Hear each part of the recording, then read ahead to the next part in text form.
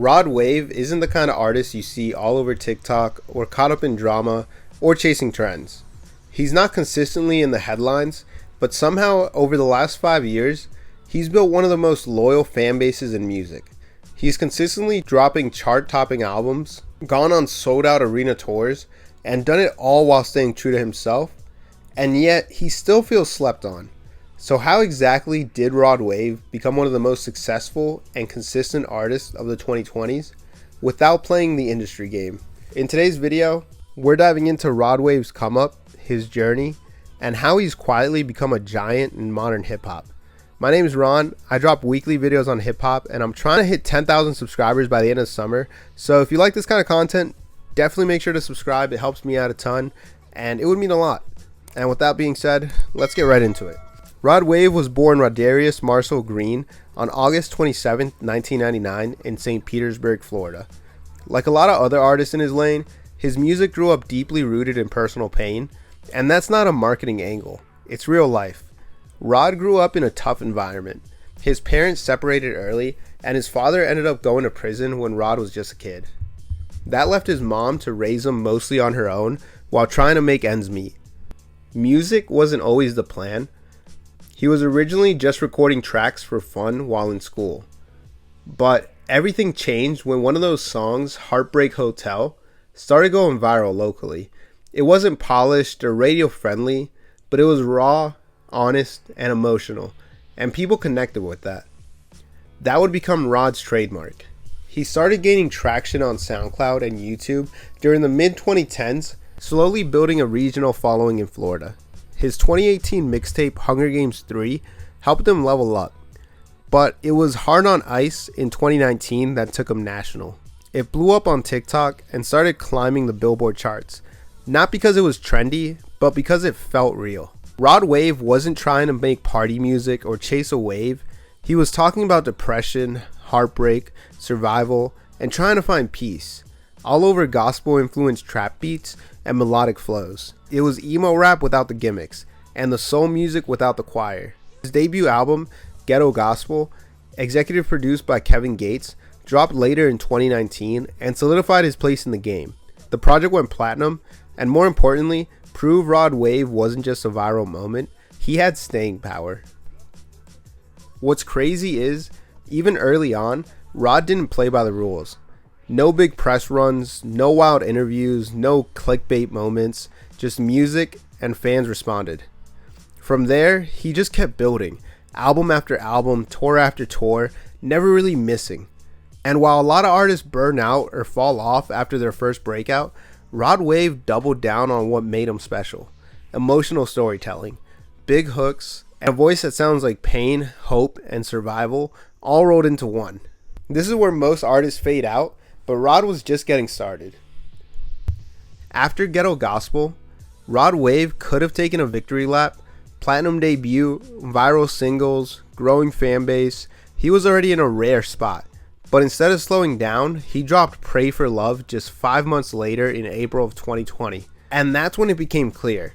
Rod Wave wasn't here for the moment, he was building something long term. Pray for Love was bigger, more refined, and just as emotional. The production leveled up, the melodies were sharper, and Rod was starting to really carve out his lane, somewhere between rapper and R&B artist, but never quite fitting into either box.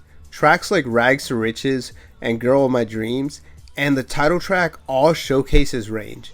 Pain, love, ambition, self-doubt. Rod Wave was putting everything on the table.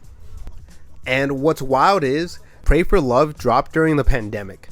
No touring, no radio promo, just the music. And it still debuted at number 2 on the Billboard 200. That's honestly not normal, not heard of. That's just a cult following energy.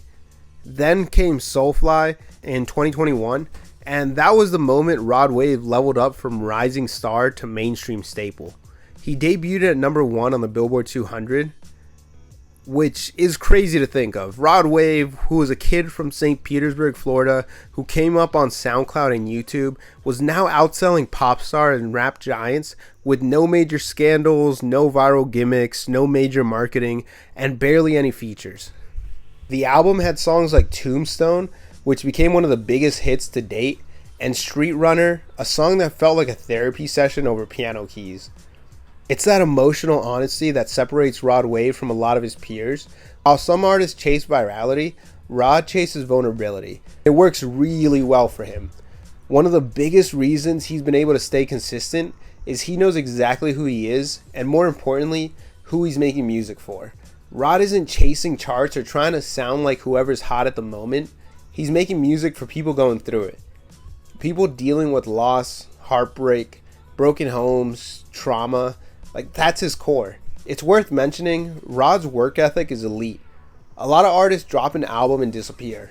Rod was on a streak of dropping full-length albums every single year from 2019 to 2024. And not just throwaways. These were full projects that had thought, cohesion, and serious replay value. And through all of it, he kept growing. Bigger venues, bigger numbers, more passionate fans, but still, somehow no drama, no scandals, no beef, just music. More recently, in 2024, he released his latest album, Last Lap, another super successful project, debuting at number 2 on the Billboard Hot 200 and selling 127 copies first week, with 125K being streaming sales, which is insane to think about. Had he done bundles, he easily could have broke 200K. So by now, Rod Wave has dropped multiple platinum albums, done chart-topping numbers, and sold out arena tours. He's proved the success is real, but when people talk about the biggest artist of the 2020s, his name still doesn't come up as much as it should. But why is that? It's because Rod Wave doesn't fit the mold of a mainstream superstar. That's exactly what makes him one. He's built something way deeper than hype. Trust. A trust-based fan base is rare. It means people show up every album cycle, not because they're curious, but because they know you won't miss, and Rod hasn't missed yet. Rod Wave didn't invent emotional rap or melodic trap. Artists like Kevin Gates, Boosie, and even early Drake played their part in that, but he did level up the gospel influence, pain, and storytelling that helped shape what the whole genre sounds like today. If you look around, you'll see fingerprints on new artists, especially younger southern rappers who grew up on Rod Wave, artists like Tusi, No Cap, Young and Ace, and parts of even NBA Youngboy, more emotional catalog. All of them owe something of their lane to Rod Wave for making that popular.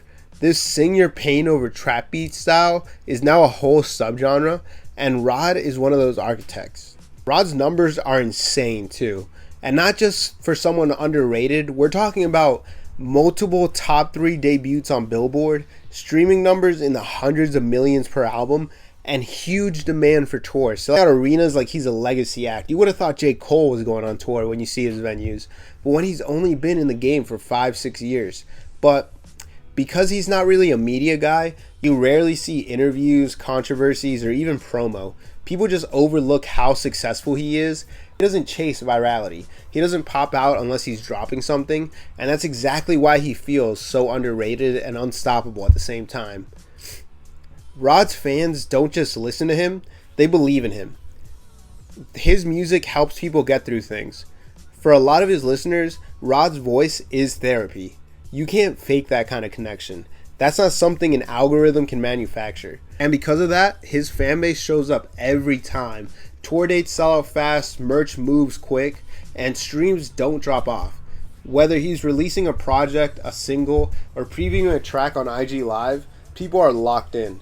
Rod might not be a superstar in the traditional sense, but in today's climate, where attention is currency and consistency is rare, he might be the blueprint for how to win long term without selling your soul. Rod Wave might not be the loudest artist out here, but over the last 5 years, he's built something that a lot of artists wish they had. Real fans, consistent success, and music that actually means something to people. He's not chasing trends, he's not doing crazy promo runs, he's just locked in, focused, and dropping real music that sticks. And honestly, that might be the key to why he's winning and why so many other artists are falling off. Whether the industry gives him his flowers or not, it's clear that he's got something bigger, a legacy that's still being written, and a fan base that's going to ride for him no matter what. If you made it this far, I appreciate you heavy. My name's Ron. I make weekly videos on hip-hop, And I'm trying to hit 10,000 subscribers by the end of summer. So if you want to help me get there, hit that sub button real quick. It helps me out a ton, and I'd appreciate it so much. Thank you for watching, and I'll see you in the next one. Peace.